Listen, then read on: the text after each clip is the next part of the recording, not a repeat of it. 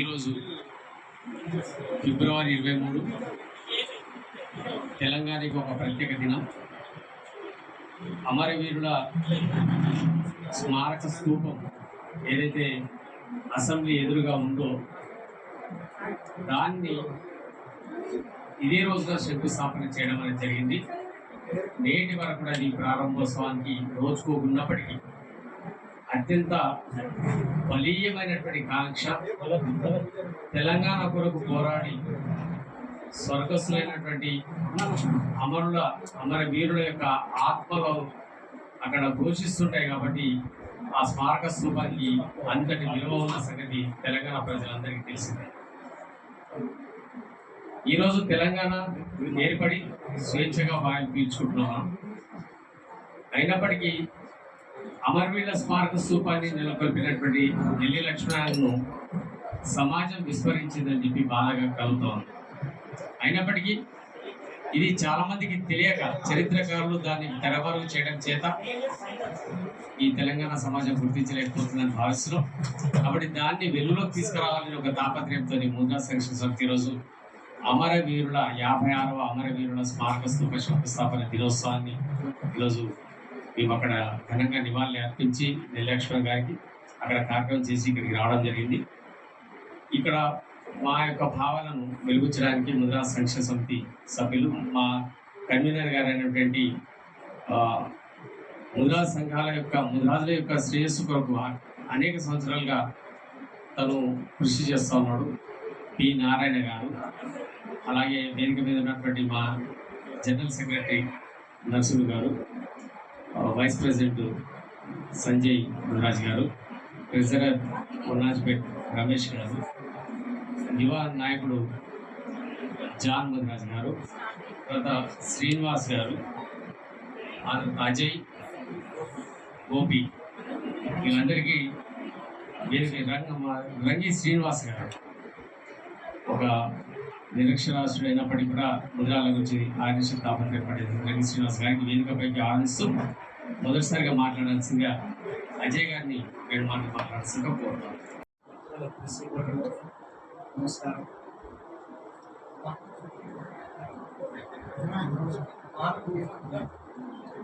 సమాజంలో కానీ రాజకీయంలో కానీ ఆర్థికంగా కానీ మేము చాలా వెనుకబడిపోయాం. మా సంఖ్యాపరంగా చూస్తేనేమో అందరికంటే ఎక్కువగా ఉన్నాము. ఆర్థిక ఫలాలు కానీ రాజకీయ ఫలాలు కానీ లేకపోతే ఏదైనా సంక్షేమాలు కానీ అవన్నీ కానీ మా దరిదాపులకు వచ్చే పరిస్థితులు లేదు. మేము గత 2009 నుంచి ఇప్పటి వరకు కూడా నిరీక్షిస్తున్నాము, వేచి చూస్తున్నాము గ్రూప్ బి నుంచి గ్రూప్ ఏ రావాలనేసి. మా బతుకులు బాగుపడతాయనేసి మేము ఆలోచనలో ఇప్పటి వరకు ఉన్నాము. గత ప్రభుత్వాలు కానీ ఇప్పుడున్న ప్రభుత్వాలు కానీ దాన్ని చొరవ తీసుకొని మా రిజర్వేషన్లు మాకు అమలు చేయాలని, గ్రూప్ బి నుంచి గ్రూప్ ఏకు అతి తొందరలో మాకు ఈ రిజర్వేషన్ కల్పించాలని మా ముద్రాజ్ బంధువులందరి తరఫున మేము కోరుకునేది ఇదే. జై ముద్రాజ్. అనంతరామన్ కమిటీ రిపోర్ట్లోనే రాశారు, ఈ ముద్రాజులు అనే వాళ్ళు ఆదిమ తెగలు, ఇక్కడ మూలవాసులు, డీనోటిఫైడ్ ట్రైబ్స్ అని ఎవరు రాశారు? అనంతరామన్ కమిటీ రాశారు. సో ఆయన్నే ఈ బీసీ కమ్యూనిటీస్ అందరినీ కూడా బైఫర్కేట్ చేశారు. ఆయన రాసిన విధానాన్ని బట్టి చూస్తే ఈ ముద్రాజులు వచ్చేసి బీసీఏలో ఉండాలండి. ఎప్పటి నుంచి? 1970 నుంచి. కానీ ఇప్పుడు 54 సంవత్సరాలు అవుతున్నా కూడా మమ్మల్ని బీసీడీలో నెట్టున్నారు. మేము వేరే వాళ్ళ వాట అడగట్లేదండి, కానీ మాకు న్యాయబద్ధంగా రాజ్యాంగబద్ధంగా రావాల్సిన వాటానే మేము అడుగుతున్నాం. వేరే వాళ్ళని కొట్టి మాకు పెట్టమనట్లా. ఇప్పుడు 54 సంవత్సరాలుగా వేరే కులాల వాళ్ళు మాకు రావాల్సిన వాటా తీసుకొని వాళ్ళు దిగుతున్నారు. సో మా వాటా మాకు ఇవ్వండి అని అడుగుతున్నాం. అది కూడా రాజ్యాంగబద్ధంగా. మీరు వేరే కులాలకి 2 కులాలకి ఎట్లు ఇచ్చారో అలాగే మాకు కూడా ఇవ్వండి. మాకు వేరే వాళ్ళది వద్దు, కానీ మీరు ఇంకా మా జాతిని ఎన్ని సంవత్సరాలు ఇంకా నష్టపరుస్తారు మీరు అని మేము గవర్నమెంట్ క్వశ్చన్ చేస్తున్నాము. మా దగ్గర అన్ని ఎవిడెన్స్లు ఉన్నాయండి. ఇప్పుడు ఏదైనా కూడా బైఫర్కేషన్ అయ్యింది కాబట్టి ఎవిడెన్స్ బేస్డ్గానే మేము వెళ్తున్నాం. అందుకనే కదా ఇప్పుడు ఒక ముఖ్యమంత్రి మమ్మల్ని గుర్తించి ముద్రాజులను 2009లో రాజశేఖర రెడ్డి గారు బీసీలో కలిపారంటే ఈజీగా కలపలేదు కదండి. కానీ వేరే కులాలు కోర్టులో కేసు వేయడం వల్ల హైకోర్టు మీరు ఇది ఎలా ఇచ్చారని అడిగారు. వాళ్ళని క్వశ్చన్ చేశారు, మిగతా వాళ్ళని బైఫర్కేట్ చేశారు, మరి వీళ్ళకి ఎందుకు ఇవ్వలేదు. అయితే వీళ్ళందరూ కూడా మన ఇప్పుడు గవర్నమెంటే సుప్రీంకోర్టుకి తీసుకెళ్ళారు. సుప్రీంకోర్టులో 14 years తర్వాత కొంతమంది పెద్ద మనుషులు అప్పుడున్న గవర్నమెంట్ వాళ్ళు మేము పరిష్కరిస్తాము, దీన్ని ముద్రాజులకు న్యాయం చేస్తామని ఇప్పుడు కనీసం 18 నెలలు అవుతుందండి బీసీ కమిషన్ ఇక్కడ తెచ్చుకున్న తర్వాత కూడా దానిపైన కూడా వాళ్ళ చీమ కుట్టినట్టు లేదు. అంటే 54 సంవత్సరాలు ముద్రాజులు నష్టపోయినారు. నేను పుట్టింది 1977లో నేను పుట్టినప్పుడు నేను బీసీఏలో ఉండాలండి, బీసీడీలో ఉన్నాను. బీసీడీలో నేను నష్టపోతున్నాను కదా. నాకు రిజర్వేషన్ లేదు, నాకు పీజీ సీట్ రావట్లేదు, పిహెచ్డీ సీట్ రావట్లేదు. కానీ వేరే నేను బీసీఏలో ఉంటే నాకు ఒక మంచి ఉపాధి కలిగేది, ప్లస్ నేను ఒక 10 మంది కూడా ఉపాధి కల్పించేవాడినేమో. అట్లా చాలా మంది నష్టపోతున్నారు. ఇది గవర్నమెంట్కి తెలుసు, ప్రతి ఒక్క నాయకుడికి తెలుసు, ప్రతి ఒక్క బ్యూరోక్రాట్కి తెలుసు, ప్రతి ఒక్క ఐఏఎస్ ఆఫీస్కి తెలుసు. కానీ ఇంకా కూడా మమ్మల్ని చిన్న చూపు చూస్తున్నారు. అందుకే దయచేసి మా రిక్వెస్ట్ ఏంటంటే, మీరు న్యాయబద్ధంగా ఇతర కులాలను ఎట్లయితే కూడా బైఫర్కేషన్ చేశారో త్రూ అనంతరామన్ కమిటీ రిపోర్ట్ ద్వారానే అందరికీ బైఫర్కేషన్ జరిగింది 1970లో. అదే రకంగా మాకు కూడా బైఫర్కేషన్ చేయండి, మమ్మల్ని బీసీఏలో చేర్చండి అని మేము కోరుకుంటున్నాం sir. Thank you very much.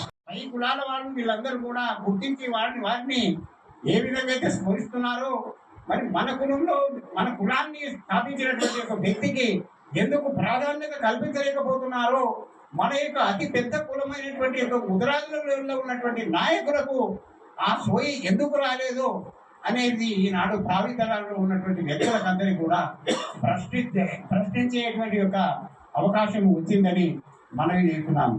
అలాగే ఈనాడు ఈ జాతికి మనము విద్యాపరంగా కానీ రాజకీయ పరంగా కానీ మనం పైకి రావడానికి కారణం మనకు BC-D నుంచి ఏకు వెళ్తే కానీ మన యొక్క పిల్లలు బాగా చదువుకోలేరు. వారి విద్యను వారు బాగా చదువుకొని పైకి రావడానికి అవకాశాలు రావు. BC-D నుంచి ఏకు ఎప్పుడైతే వస్తామో తప్పకుండా వారికి విద్యా అవకాశాలు, ఉద్యోగ అవకాశాలు, తర్వాత రాజకీయపరమైనటువంటి అవకాశాలు రావడానికి ఎక్కువ ఆస్కారం ఉంటుంది.